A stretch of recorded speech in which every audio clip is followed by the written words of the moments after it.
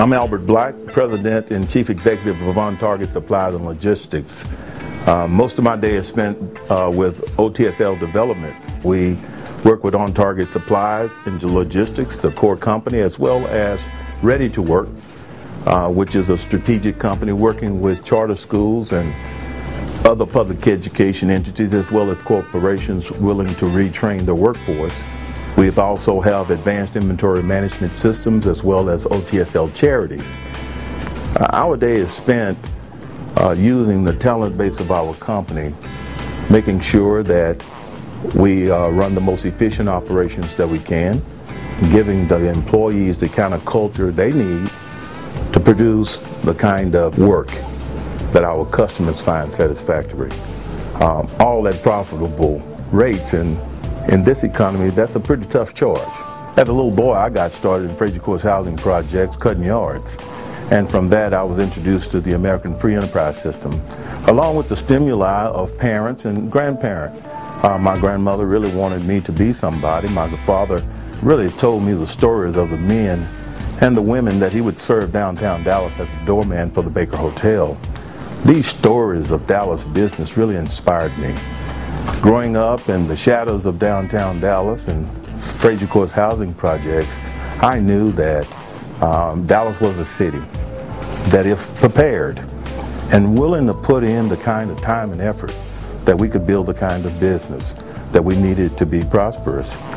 And so, along with Gwinnett, my wife, and a team of wonderful people that joined us in the beginning, we started building On Target Supplies and Logistics. So we really evolved from a landscaping and lawn service company into a janitorial service and supply company, always looking for that core competency.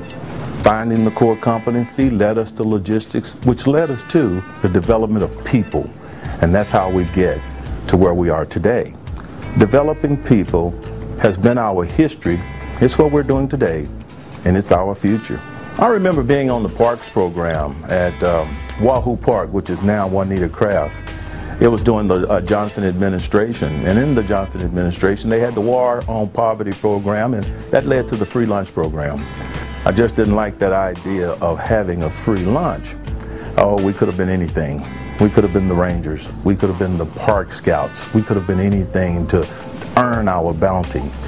But yet we were the small children looking for a free lunch, and I didn't like that. And so that really encouraged me to start earning some kind of money to be able to buy my own lunch.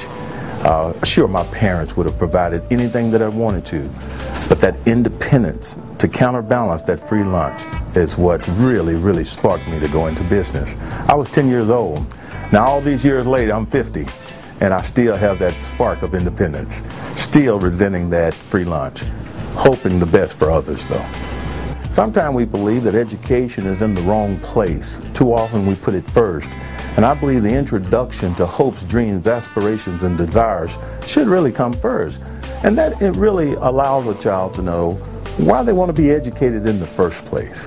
My grandmother would call us every Christmas season and say, Bubba, meet us downtown. Meet me downtown in front of H.L. Green. It's time for my grandkids to get Christmas shoes. And I remember going to Colbert Oaks with my grandmother, and after walking in with a young grandson, and I couldn't have been over 10 years old, grandmother would tell the retailer, this is my grandson, and he'll be taking care of my business.